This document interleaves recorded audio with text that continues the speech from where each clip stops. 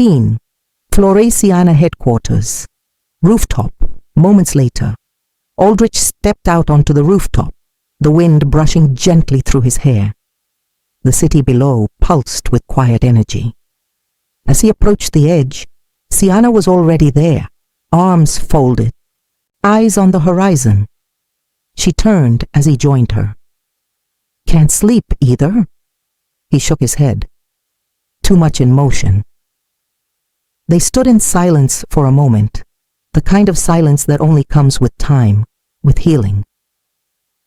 "Siana, do you ever think about the beginning, when all this was just tension, mistakes, and buried feelings?"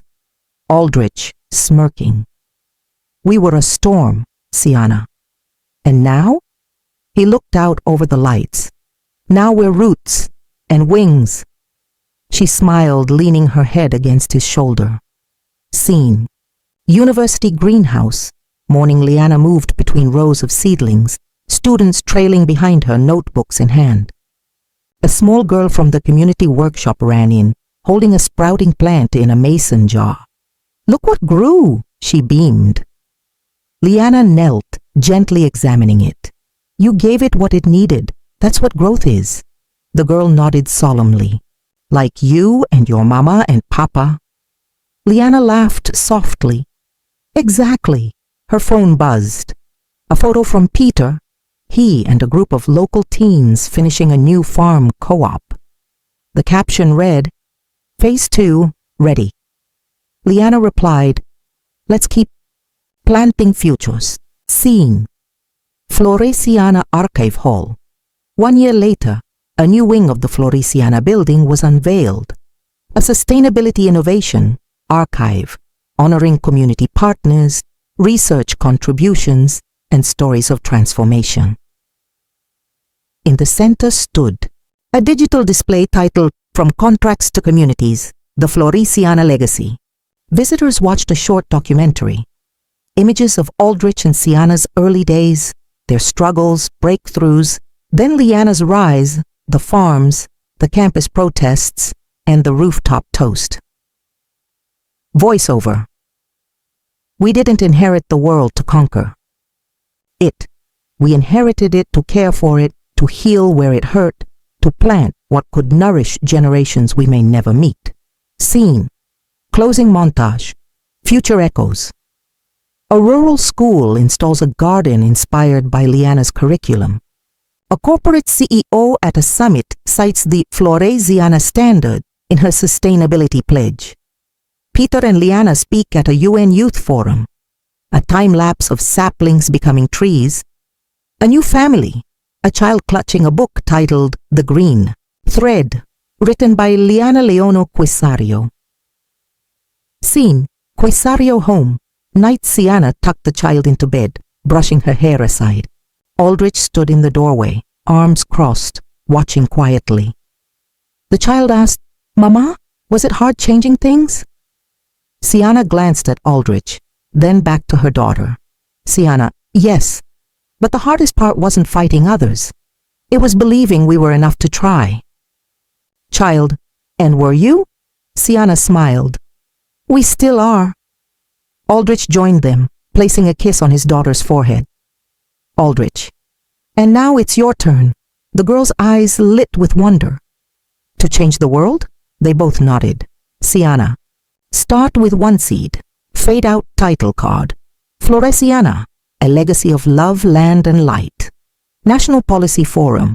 Morning, a sleek auditorium buzzed with anticipation.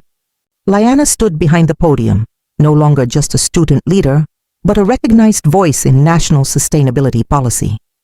Behind her, a screen read, "Regenerative Futures, Building Bridges Between Land, Learning, and Leadership." She glanced toward the audience. In the front row, Siana held Aldrich's hand. Peter sat beside them, notebook in his lap. Liana, calm, resolute. Once this was only a campus dream, a whisper between classmates, a sketch on a dorm wall. But today, it's a movement rooted in respect for people, for tradition, and for the earth. Applause followed. Slow, building, enduring. Scene: Floresiana Rural Fellowship launch. Afternoon, Leanna led a group of graduates into a wide, sun-kissed field. Young fellows unpacked toolkits and solar-powered tablets. An older farmer greeted them with a nod. Didn't think big city kids would come back, Leanna smiled. They didn't come back. They came home. A fellowship banner rippled behind her. Floresiana Rural Initiative, returning knowledge to its roots. Scene: Aldrich's office, late night alone. In his office, Aldrich stood before a large window, the city lights below calmer now, like embers, not fire. A soft knock. Sienna entered holding a cup of tea. Sienna, you're still working? Aldrich, gentle. Just thinking about how the empire I once built for control became a garden for change. She leaned beside him, slipping her hand into his. It became a place where love could grow. Scene: University courtyard, graduation day years later. A new wave of students in green-trimmed robes. Leanna sat on stage beside the chancellor, watching as graduates crossed the stage. From the crowd, a familiar child, now older, waved a hand-painted sign, planting futures since Mama's time.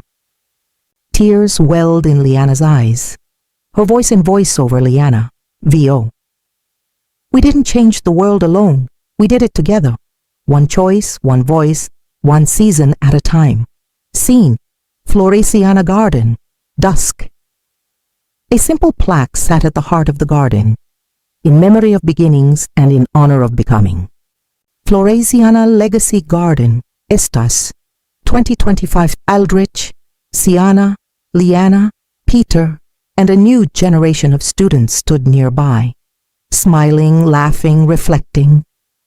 Children ran through rows of fruit trees. A little girl stopped by Leanna's side and whispered, "What?" "Happens after the garden grows." Leanna knelt beside her, tucking a flower behind the girl's ear. Leanna, then you teach others how to plant their own. Final scene: sky over Floresiana. Night stars blinked softly above the city. Below, rooftops lit with gardens, windmills, and solar blooms. One rooftop, still Floresiana HQ, had 3 chairs, 3 glasses of wine. Aldrich, to building what lasts. Sienna, to fighting with love. Leanna, and to the story that never really ends. Their glasses clinked softly. Fade to black. Text on screen.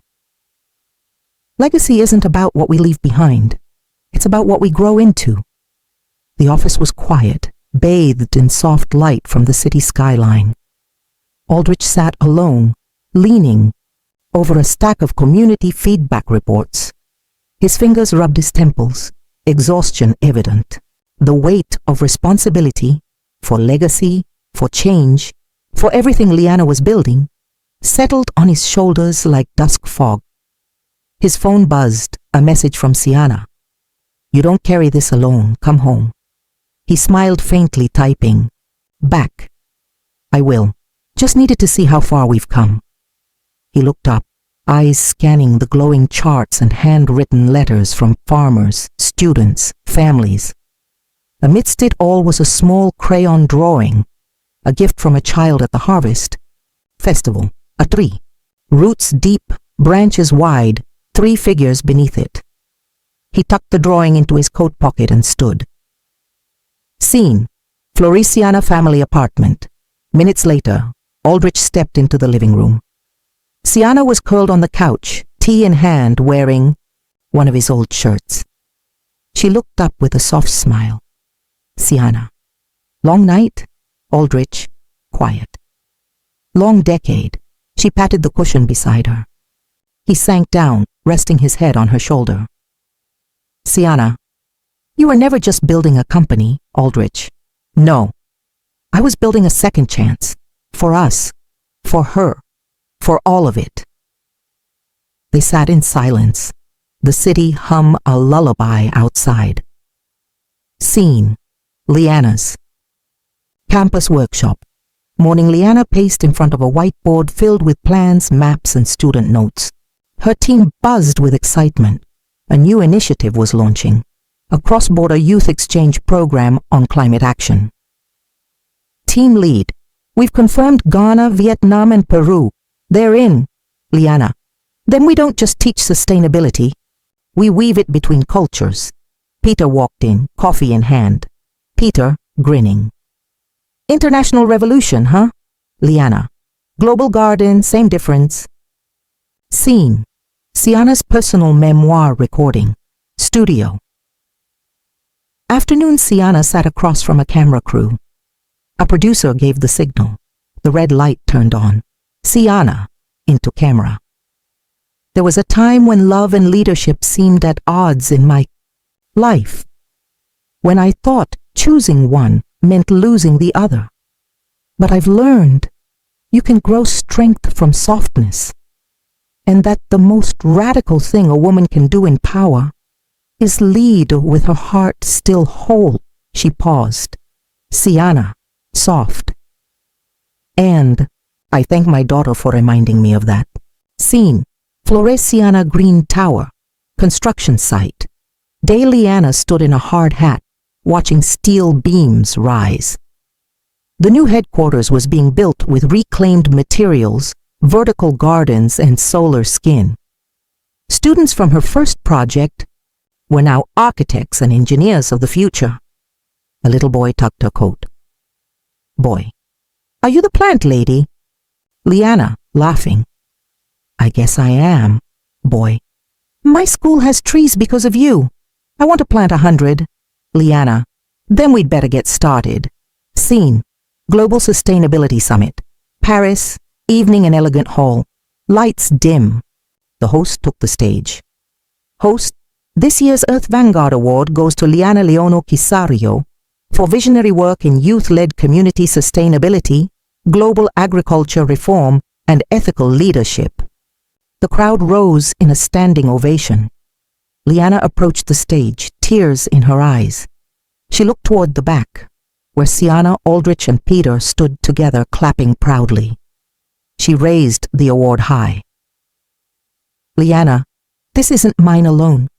It belongs to every child who dared to believe change starts with them. Village Orchard. Sunset under golden skies, Liana walked between rows of fruit trees with a group of children from different countries.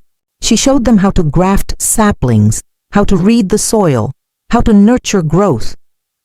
One child asked, will these trees still be here when we're grown up? Liana, smiling, they'll be here, and you'll plant new ones too. The camera pulled back. Fields, mountains, the wind through trees, laughter in the air, the legacy in bloom. A quiet sunlit room in the new Floresiana Green Tower. Rows of digital archives, handwritten journals, and preserved soil samples. Liana, now older, wiser, stood with a young intern beside a glass case. Intern: is that your original proposal? Liana, smiling softly. Version 12/2, the one I stayed up all night editing with peanut butter toast and anxiety. Intern: it sparked a revolution. Liana: no, we did.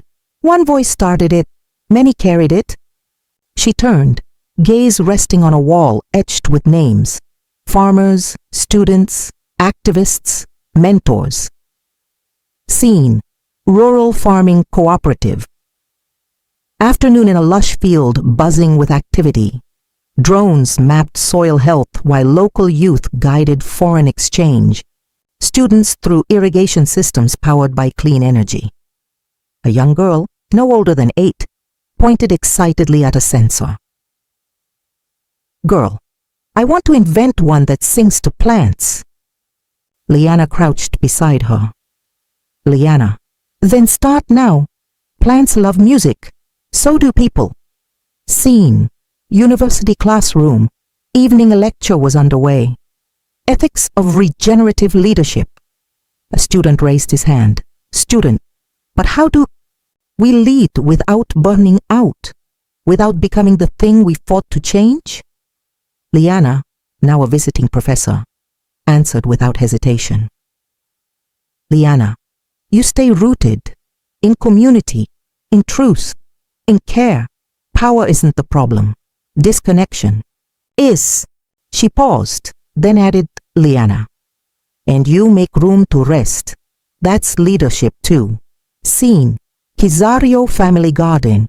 Night, a private moment in the courtyard garden. Fireflies flickered. Siana sat on a bench, older now, flipping through a photo album. Eldridge approached, placing a hand on her shoulder. Aldrich.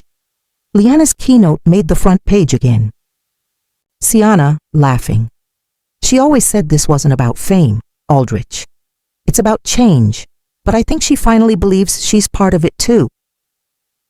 They looked toward the house, where Liana sat at a table with her niece, planting seeds into tiny pots. Scene, Floresiana Youth Summit. Day a new generation filled the grand auditorium. Flags from dozens of countries lined the walls. On stage, Liana passed the mic to a young leader from the South Pacific. Young leader, we don't inherit the earth. We borrow it and we repair it, together.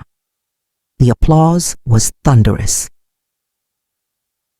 Liana stepped back, watching the fire pass on. In the crowd, Peter gave her a thumbs up. Siana wiped a tear. Aldrich nodded solemnly. It wasn't just Liana's story anymore. It belonged to the world. Scene, remote hilltop. Dawn Liana stood alone on a misty hill above a thriving valley of farms, solar fields, and learning centers. A tree she planted years ago had grown tall and strong beside her. She knelt, adding a small plaque beneath it. For those who came before, for those who rise after, may the earth always remember our care. She stood, watching the sunrise touch the valley below. Liana, whispering, we're still growing. Fade out, Aldrich leaned back in his chair, the city's silhouette sprawling before him through the glass wall. He glanced at his phone. Siana, she's done it again. Another milestone crossed. You proud? He exhaled, a rare softness in his eyes. Aldrich, texting back. Always. She's everything we hoped, and more. He set the phone down and turned to the thick binder on his desk, a confidential white paper on government-corporate collaboration in regenerative systems. Liana's name was listed as the lead strategist. Scene, International Policy Forum, Conference Hall, morning global leaders. Filled the hall. Flags, lights, translators. All eyes were on the stage. Liana stood behind the podium, her voice calm, commanding. Liana, if we can build economies on extraction, we can rebuild them on regeneration. Sustainability isn't a niche. It's the foundation of survival. Behind her, graphs displayed global adoption of student-led sustainability models, inspired by the original Floresiana campus partnership. A senator leaned over to whisper to another, impressed. This all started from a student garden, the other replied, a student who didn't wait for permission to lead. Scene, Floresiana Global HQ, Strategy Room. Afternoon Liana stood at a smart board, flanked by a multicultural task force of youth, leaders, and elders. Siana poured tea at the side, observing quietly. Liana, we've begun implementing circular economy models in 7 countries. Now we integrate indigenous ecological knowledge, not as token, but as compass. She turned to a respected elder from the Andean delegation, bowing slightly. Liana, would you guide this next phase? The elder nodded, deeply moved. Elder, your generation listens. That is your strength. Scene, underground lobby. Later that evening, Peter waited near the exit, scrolling through notifications. He looked up as Liana approached, coat over her arm. Peter, another full house?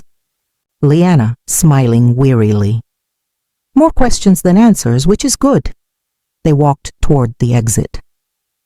Peter, you know, I used to wonder if you'd ever slow down. Leanna, I will, when systems stop failing people. They shared a look. Quiet understanding, decades deep.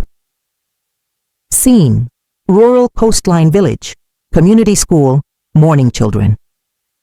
Sat under a tree, learning about climate resilience using VR headsets and seed kits sponsored by Floresiana's Earth Literacy Grant. A small girl raised her hand.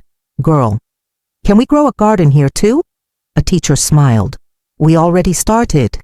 Let's show you. As they walked toward the new greenhouse, the camera panned to a plaque at its entrance.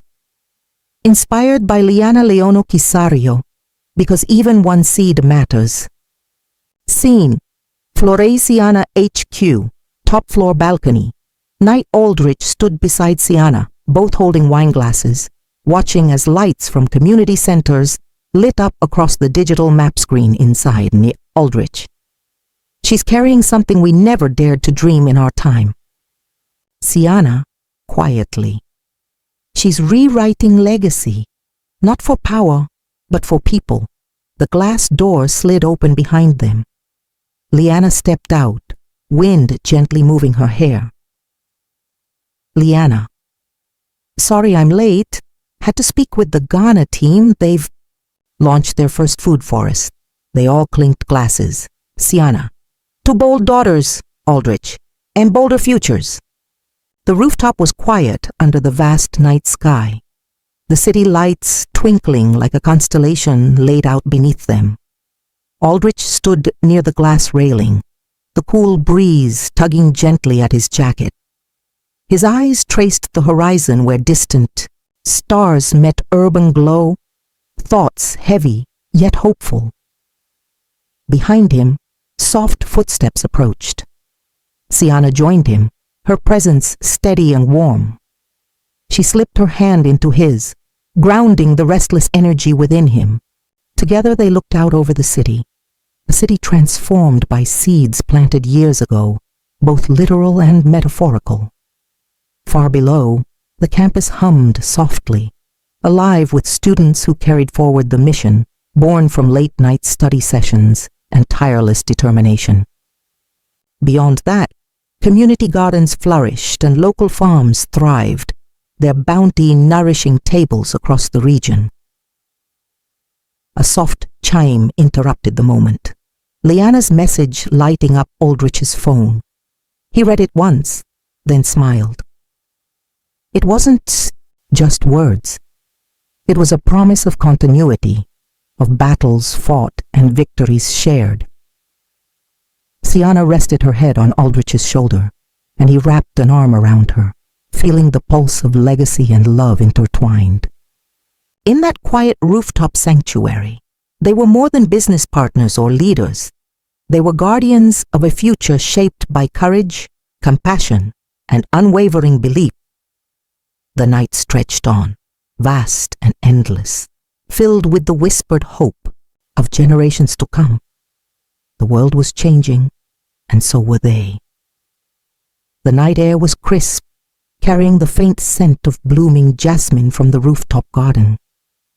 Aldrich and Siana stood side by side, the city sprawling endlessly below them, a mosaic of lights flickering like distant stars. The weight of the day's challenges lingered in Aldrich's chest, but beneath it stirred a quiet resolve, a new kind of strength born from shared purpose. Siana's hand found his, their fingers intertwining effortlessly, grounding both of them in the moment. The skyline stretched out, a testament to the changes they had begun. The bridges built between communities, the fields that once lay fallow, now vibrant with life, and the voices that once felt unheard, now rising in harmony. Behind them, the rooftop garden flourished with tender green shoots, a living symbol of hope and renewal. The faint hum of the city below was a reminder that the world kept turning, that progress was slow but unstoppable. Aldrich's gaze drifted to the horizon, where the first hints of dawn touched the sky with soft pinks and golds. In that quiet dawn, he felt the promise of what was yet to come. A future crafted not just with power or profit, but with heart and unwavering dedication. Siana leaned into him slightly, their breath mingling in the cool air. Together they watched as the night surrendered to morning, knowing that whatever storms lay ahead, they would face them united. Their journey was far from over. But here, on this rooftop under the awakening sky, there was peace. The city below was alive, and so were their dreams. Aldrich's phone buzzed softly in the quiet office. He glanced at the message from Siana. A simple line, but it carried the weight of trust and partnership. He took a slow breath, letting the city's glow seep into his bones, feeling the pulse of the world outside mirrored by the fire within him. He stood, stepping toward the floor-to-ceiling window, hands pressed lightly against the glass. Below, the streets pulsed with life. Cars weaving like veins, distant laughter carried on the wind, lights from homes flickering on one by one. This city, with all its complexity and challenge, was their home and their battleground. Behind him, the room was silent but filled with the echoes of their work. Reports stacked with meticulous care, plans folded with hope and strategy, memories of conversations that had shaped a new path. Aldrich turned from the window, his eyes settling. On a framed photo on his desk, Siana and Liana, caught in a moment of genuine laughter, sunlight dappling their faces. The reminder of why he fought, why he changed, was clear. He typed a quick reply, fingers steady, words deliberate. Then he stood taller, shoulders squared. Tonight was a pause, a moment to gather strength. Tomorrow, the real work would continue. Outside, the city stretched endlessly, alive with possibility. Inside, Aldrich felt the quiet certainty that they were no longer alone. They were building something lasting, together. Aldrich slipped his phone into his pocket and walked toward the conference table where his laptop and files were spread out. The latest community feedback reports lay open, filled with both praise and pointed questions. He knew the road ahead would be tough, but the weight on his shoulders felt lighter somehow, because Siana's message was a reminder. They were a team. The office door opened quietly. Siana stepped in, her eyes bright but tired, carrying a cup of coffee. She moved to stand beside him, glancing at the reports. "We're getting there," she said softly. He nodded. "More than we ever expected." They stood side by side, scanning the data, sharing silent determination. The city lights outside flickered like distant stars, a quiet witness to their commitment. In that moment, amidst the glow and the weight, they found strength not just in numbers or strategy, but in the promise of what they could build. Together, Siana set the coffee down beside his laptop, her fingers lingering just a second too long on the edge of the table. Aldrich glanced at her, noticing the faint circles beneath her eyes, the way her posture carried both exhaustion and quiet resilience. "You haven't slept," he said gently. She shrugged, a small smile playing on her lips. "Neither have you. I'm not the one who rewrote the outreach framework at 2 a.m. She gave a soft huff of laughter, brushing a loose strand of hair behind her ear. Well, someone had to fix the tone. We were starting to sound like an AI written by a tired lawyer. Aldrich chuckled, and the sound surprised even him. It had been a long time since anything felt light. Siana turned to face him more fully, her expression shifting. "You don't have to carry it all, you know." His smile faded slowly, not in sorrow, but in something quieter. Truth, vulnerability. "I'm not used to anyone saying that," he admitted. "Let alone meaning it." She stepped a little closer. Well, I do. For a moment the office was silent again, filled with the distant hum of the city and the low buzz of the building's vents. But between them, something warmer stirred. Not urgency, not pressure, just presence. The kind of presence that said, "You're not alone anymore." Aldrich reached out, gently brushing her hand where it rested on the edge of the table. "I know I've made mistakes," he said, his voice low. "But this, what we're building, what we're becoming, I want to get it right. With you." Sienna didn't pull her hand away.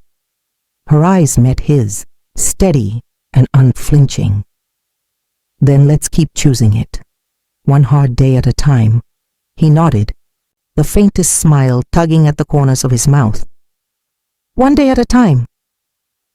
Outside, the city moved forward, bright, loud, indifferent.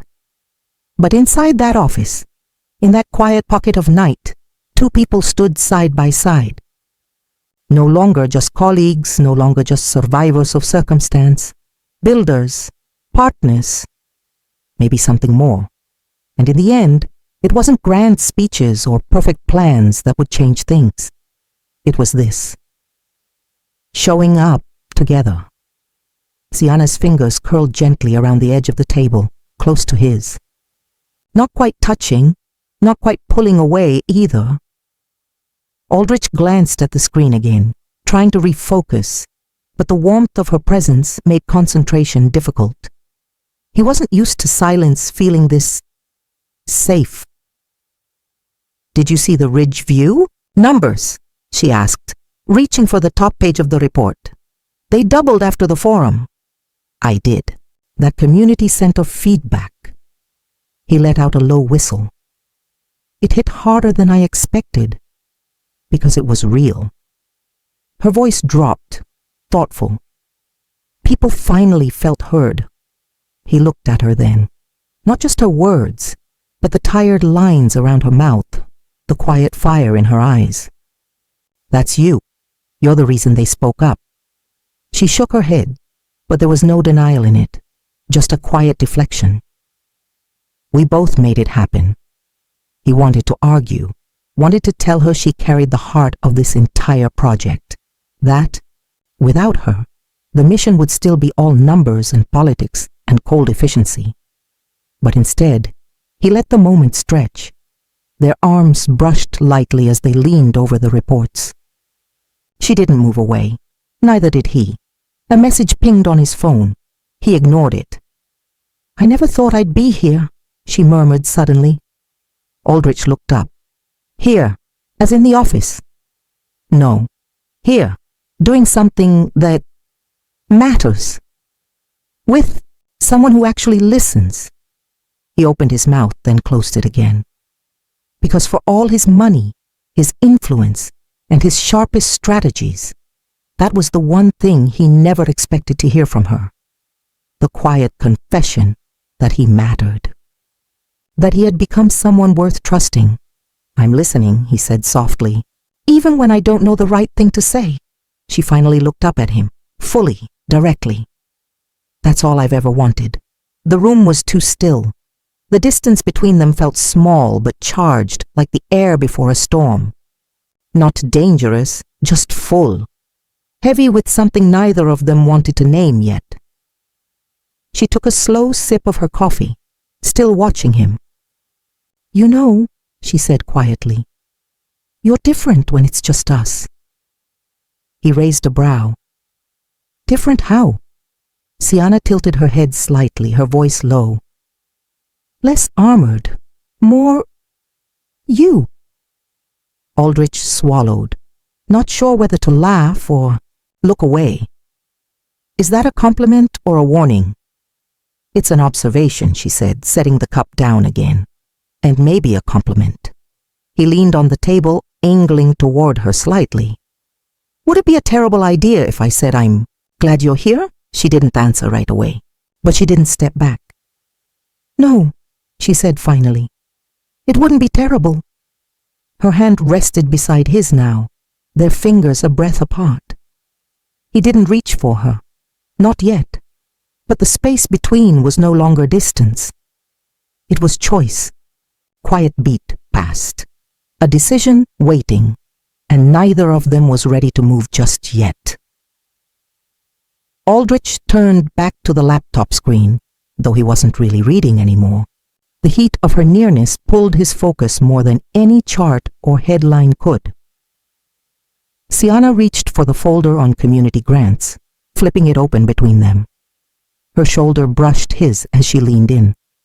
He felt the contact like a static spark, brief, but real. This section, she murmured, pointing at a handwritten note in the margin, needs rewriting. It's too vague.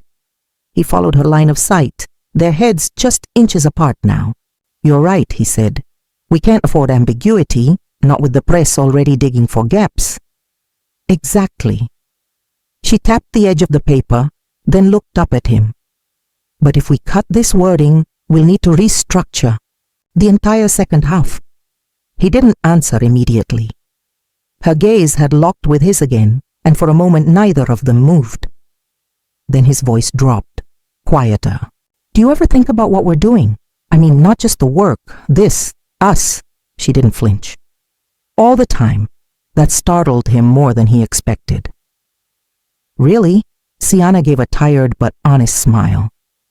You think I'd be this invested if it was just about job descriptions and data points? I don't know, he said, his voice rougher now. I've spent a long time assuming people were only here for what they could get. And what about me? She asked. Her tone wasn't accusing, just curious. What do you think I want from you? He didn't respond right away. Instead, he let the question sit between them like a challenge, like a truth too dangerous to guess at lightly. I think, he said finally, you want what I want. Something real. No masks, no power games. Her lips parted, not in surprise, but in understanding. And then slowly, she sat down beside him, her thigh brushing his as she tucked one leg beneath her. She reached for a pen and pulled the folder closer, her voice returning to that calm, steady rhythm he'd come to depend on.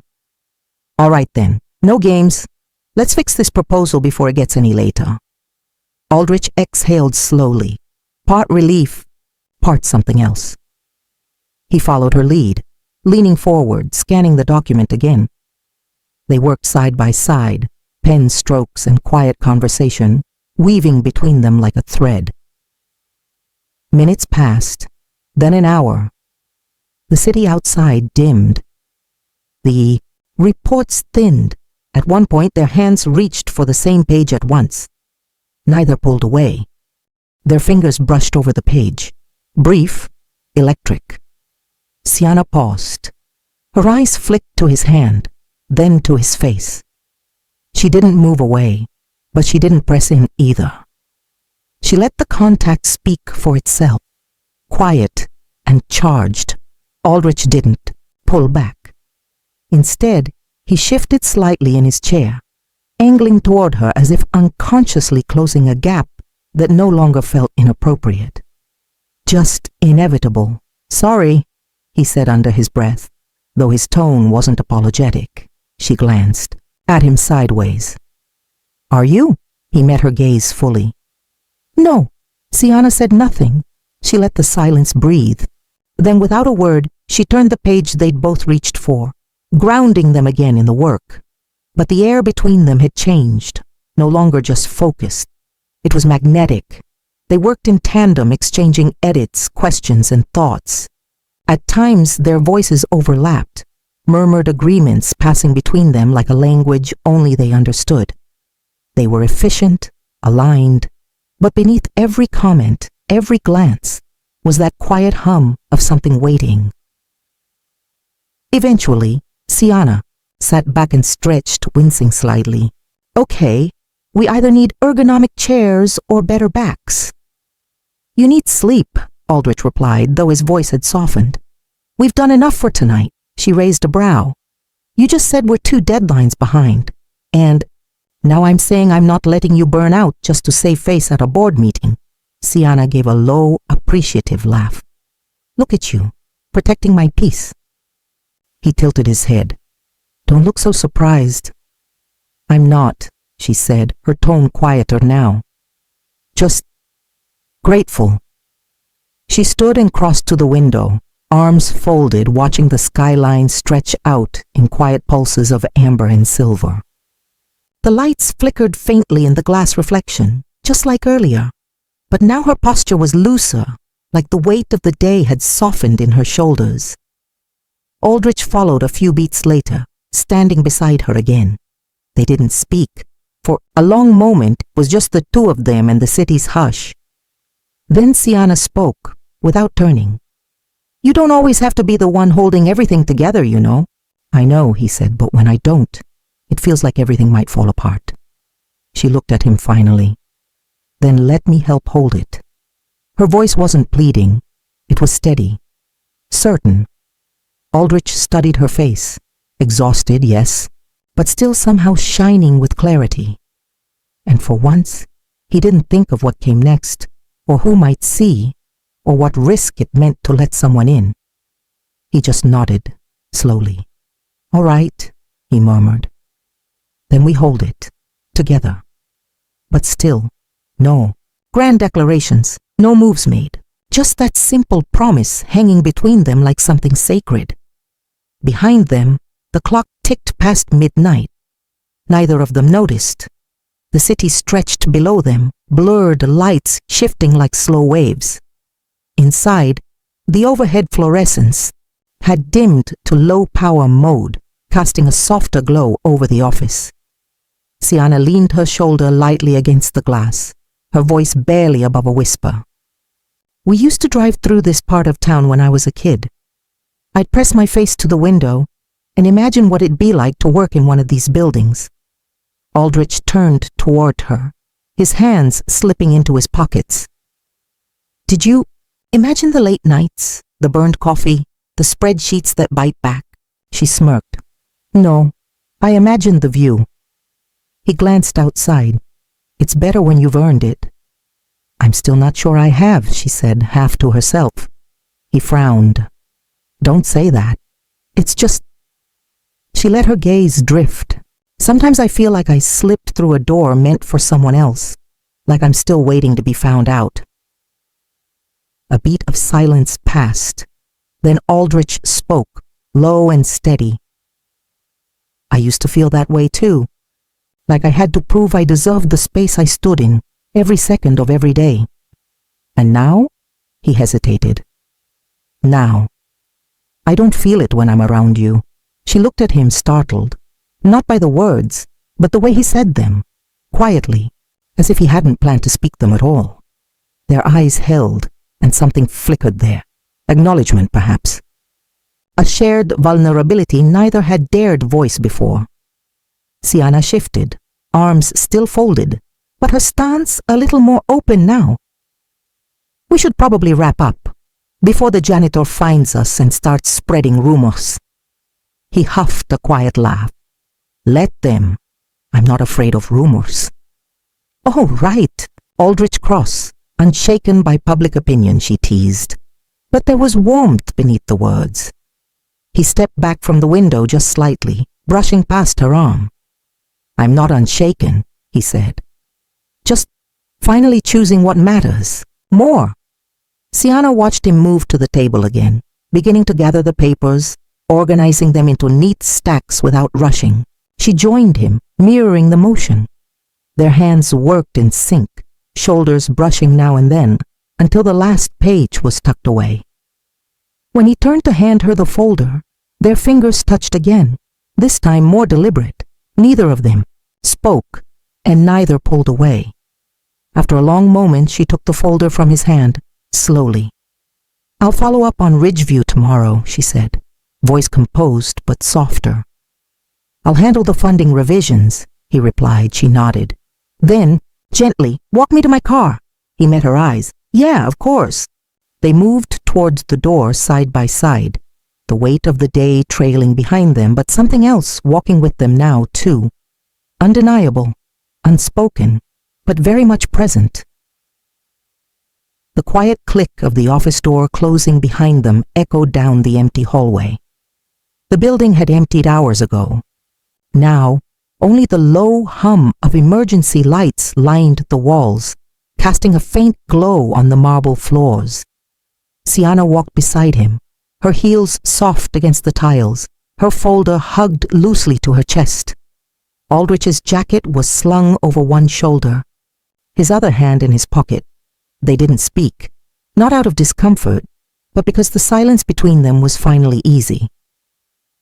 The elevator arrived with a quiet chime. They stepped in.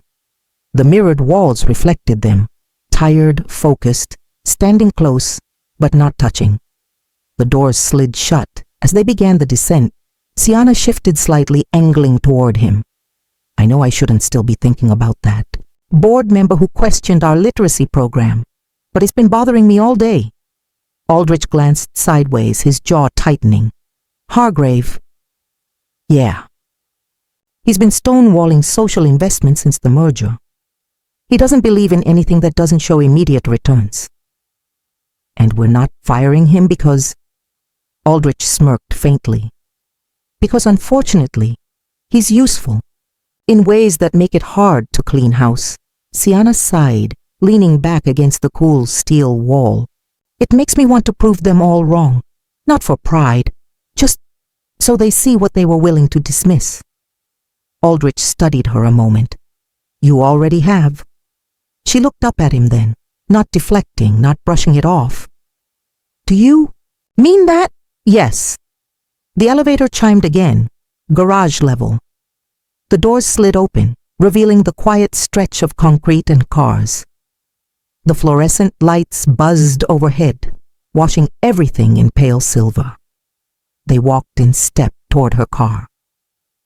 Aldrich glanced at her. I remember when I first read your proposal. You had handwritten edits in the margins, real notes, no buzzwords. Just honest thinking. She smiled faintly. I was sure it would end up buried.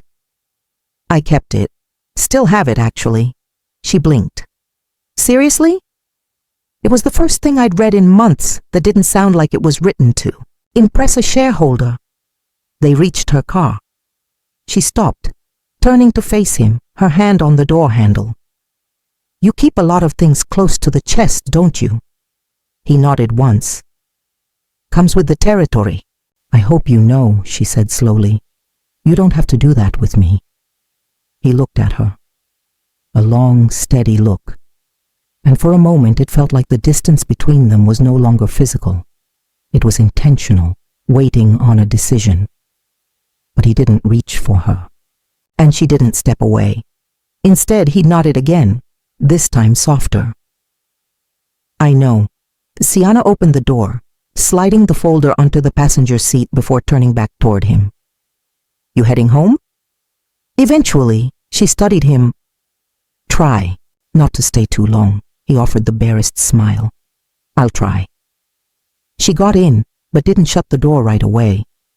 Their eyes met once more, something lingering there, held in place by timing, restraint, and a quiet promise neither had. Spoken out loud yet. Then gently she said, Good night, Aldrich. His hand lifted slightly from his side, like he might reach for the door, then stopped. Good night, Sienna. She closed the door. The engine hummed to life, and Aldrich stood there, watching the tail lights glow red in the garage's muted light. Until they disappeared around the curve of the ramp, he didn't move. Not yet. The silence after her car disappeared felt different now. Less empty, more charged, like something had been left hanging in the air, unfinished. Aldrich ran a hand over his face, exhaling slowly. He wasn't tired exactly, but the kind of restless that came from holding too much in for too long. The elevator was behind him, waiting. But instead of heading back upstairs, he turned and crossed the garage toward the far wall, where his car sat untouched. He didn't get in. Just leaned against the door, arms crossed, staring into the middle distance. Thoughts pressed in, not the budget projections or press briefings, not even Hargrave's smug, dismissive tone from the morning meeting. No, just the way Sienna had looked at him. like she saw more than anyone else did, like she wasn't afraid of it. That was the part that unnerved him and settled him, somehow, all at once. His phone buzzed in his pocket. He pulled it out. Text message. Peter Leong. Still up? HQ's draft for the education campaign is a mess. Want me to hold it till morning or push it to your inbox now? Aldrich stared at the screen for a long moment, then typed, Aldrich. Mornings. Fine. I need a few hours away from damage control. He hesitated, then added, also, don't schedule anything for me before 10. I want time to review Sienna's Ridgeview data properly. Peter responded almost instantly. Peter, will do. Also, wow, you saying no to work. Who are you and what have you done with Aldrich Cross? Aldrich didn't reply. He slipped the phone back into his pocket and tilted his head back against the car window, letting the cold metal press against his neck. Somewhere above him, beyond layers of concrete and steel, the city pulsed on, oblivious to the quiet shifts happening in the shadows beneath it. He closed his eyes, and for the first time in a long while, he let himself feel the gravity of someone, seeing him and choosing to stay anyway. The concrete garage was silent, save for the distant thud of a car door slamming on another level. Aldrich opened his eyes slowly, the dim light overhead flickering in a soft, tired rhythm. He pushed off the car, ran a hand through his hair, and walked, nowhere in particular, just letting the steps echo. His mind wasn't quiet. It was full of her voice, of glances that lingered too long, of restraint that felt like its own kind of promise, and beneath it all, the ache of something unspoken. He made it to the edge of the garage where the security booth sat empty. Vending machines hummed beside it, casting a dull blue glow. He stopped in front of one and stared at the rows of plastic-wrapped snacks without really seeing them. Eventually, he tapped a few buttons and watched as a bottle of water clunked down into the tray. He took it, unscrewed the cap, took a long sip. Then his phone buzzed again. Text message. Unknown number. Call me back. This isn't about business. He stared at the message. There was no name, but the number was familiar. Too familiar. He didn't move for a long beat. Then slowly, he locked the phone and slid it back into his pocket. Not tonight. He turned and walked back to his car. The door creaked as he opened it, the interior cool and still. He didn't start the engine right away.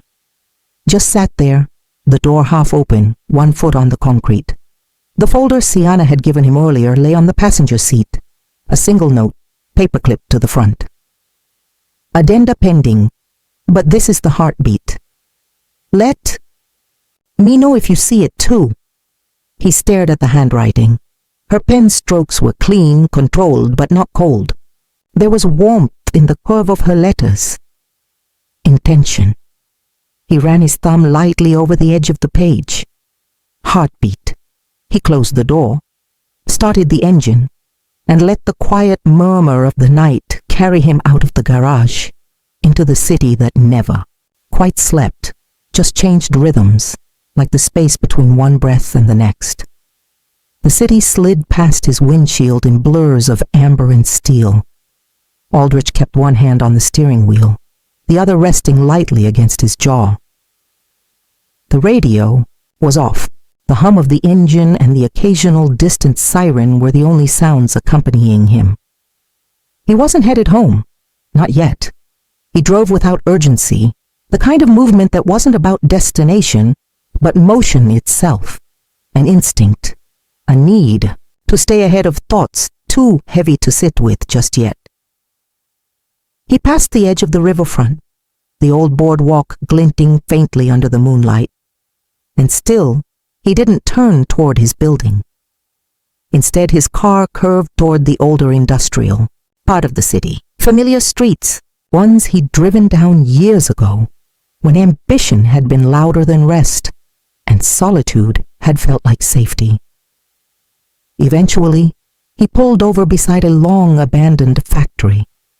Red bricks, weathered by time. Cracked glass windows still holding out against collapse. It wasn't remarkable, but he remembered this place. The nights he'd parked here before late meetings, when silence was easier to find among ruins than at any high-rise suite. He killed the engine, rolled down the window, cool air crept in. For a few minutes he just sat. Then slowly, almost without thinking, he reached into the back seat and pulled out the Ridgeview file, set it on the dashboard, flipped it open, page after page, notes from Siana, thoughtful and layered, cross-reference data, community profiles, comments in the margins. She didn't just care about the numbers. She understood them, the people behind them. She saw what others skimmed past, and her final note clipped to the last section. They're not asking for a handout. They're asking to be seen. The rest is policy. He exhaled, jaw tightening. It wasn't just her work that impressed him. It was the quiet conviction beneath it, the refusal to harden, even when surrounded by politics and performance. He leaned his head back against the seat, eyes on the cracked ceiling of the car. Something inside him shifted. Not a revelation, not a decision, just the undeniable feeling of being moved. He stayed there a long while, letting the night settle around him, letting Siana's words echo not just in his thoughts, but somewhere deeper, where things changed, quietly, slowly, and for good. The first pale hints of dawn crept through the cracked windshield, softening the edges of the city's hard lines. Aldrich stayed in his seat a moment longer, watching as the sky shifted from ink to the faintest wash of blue. The file lay open across his lap, pages marked with notes and highlights, Siana's voice alive in every line. He traced one margin, note with his finger, the words a quiet promise he hadn't quite dared to say aloud. Change happens when people see each other. He closed the folder carefully and placed it on the passenger seat. The night was almost gone, but the city still hummed quietly, waking up to a new day. Aldrich started the engine again, the sound steady and sure beneath him. He pulled back onto the street, heading toward the office as the world around him came to life with the rhythm of morning. Ahead, the rising sun cast long shadows across glass and steel, reminders of challenges yet to face and battles still to be won. But something was different now. Not the work, not the fight. The quiet certainty that maybe, just maybe, he didn't have to face it alone. The elevator hummed softly as Aldrich stepped inside, the early morning light filtering in through the lobby's glass walls. The office was still mostly empty, only a few early risers scattered at desks, heads down in focus. He moved to his workspace with deliberate calm, setting the Ridgeview folder beside his laptop. Fingers paused briefly over the keyboard, reluctant to dive straight into emails and meeting notes. Instead, he opened a new document and typed a single line. They're asking to be seen. A small smile touched his lips, almost involuntary. See, quiet click of heels approached, and he looked up to see Siana entering the room, her eyes sharp, yet carrying that subtle exhaustion from late nights. Their gazes met, and for a heartbeat, the weight between them softened, unspoken acknowledgement of the night shared in silence, of battles fought both in the boardroom and beneath the surface. Aldrich cleared his throat gently. Ready for another day? She nodded, setting down her coffee and the stack of reports she carried. More than ever, together they turned toward the growing light outside, the city waking with them, a reminder that progress was rarely sudden but always possible. Siana pulled out a chair and sat beside Aldrich, her fingers brushing the edge of the Ridgeview file.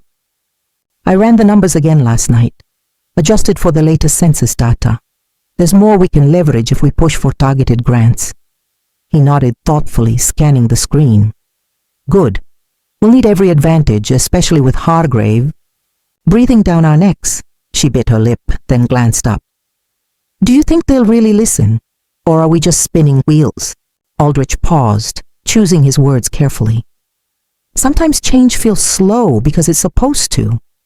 The system isn't built for speed. It's built for control, she sighed. Feels like we're fighting ghosts. But ghosts can be exorcised, he said quietly. One step at a time. Their eyes met again, a flicker of something stronger than strategy passing between them. Before either could say more, a sharp chime from Aldrich's phone broke the moment, a reminder of the day's demands waiting just outside this fragile quiet. He straightened, closing the file gently. Let's get to work. The conference room was already filling with the low murmur of voices as the team gathered, laptops and tablets lighting up faces in the dim morning light.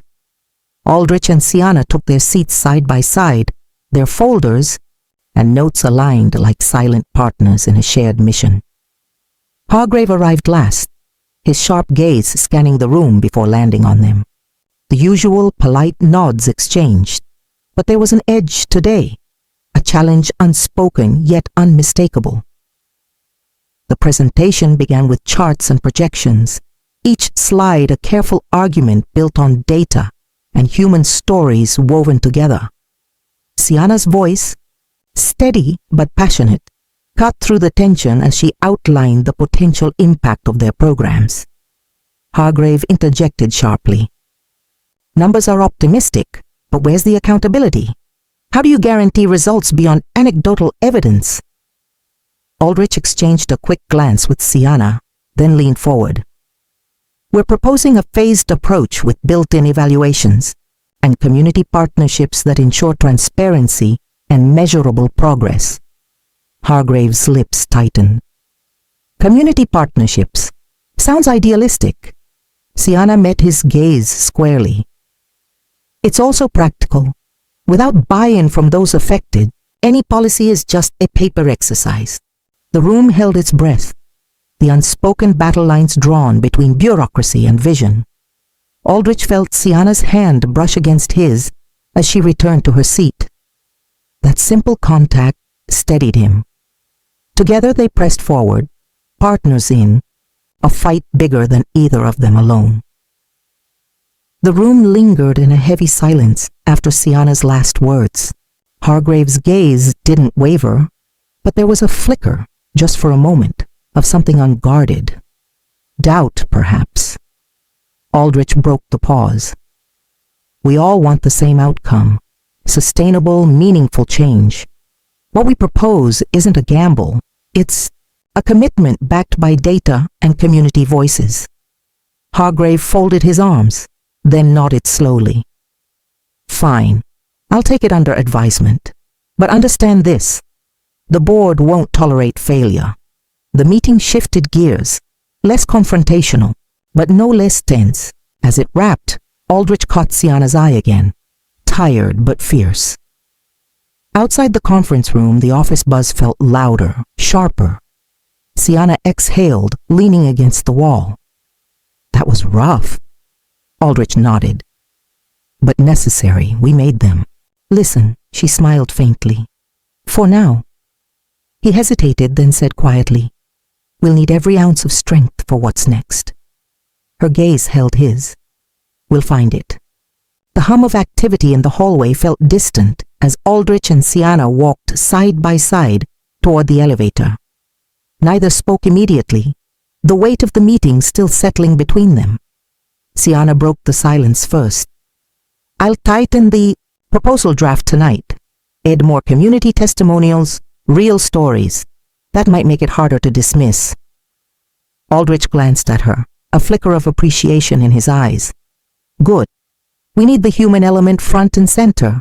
The elevator doors slid open, and they stepped inside, the confined space suddenly feeling like the only quiet place in the building. He pressed the button for the lobby. You planning to head straight home? She shook her head. No. There's a charity event downtown. I promised to speak. He nodded thoughtfully. I'll probably put in some late hours here. Catch up on the budget revisions. She smiled softly, the exhaustion still there, but laced with resolve. We're both burning the candle at both ends.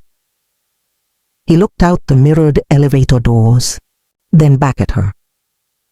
At least we're burning it for something that matters.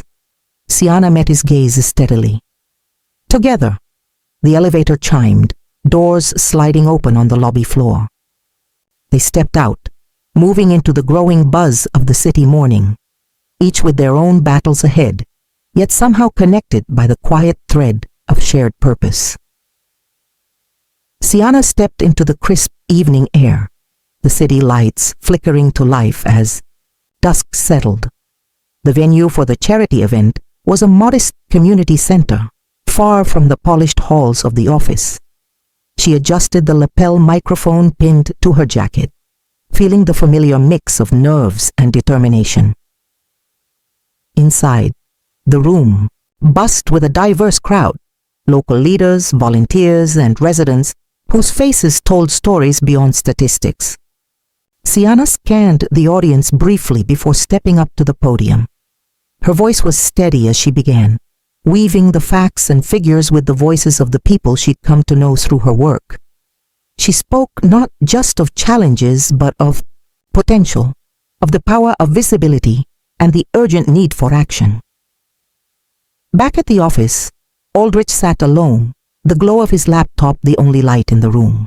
He reviewed the budget spreadsheets again, but his mind drifted back to Siana's presence, the way she commanded attention without losing authenticity. His phone buzzed with a message from Peter. "Draft's a mess. Want me to send what I have? Or wait?" Aldrich typed back.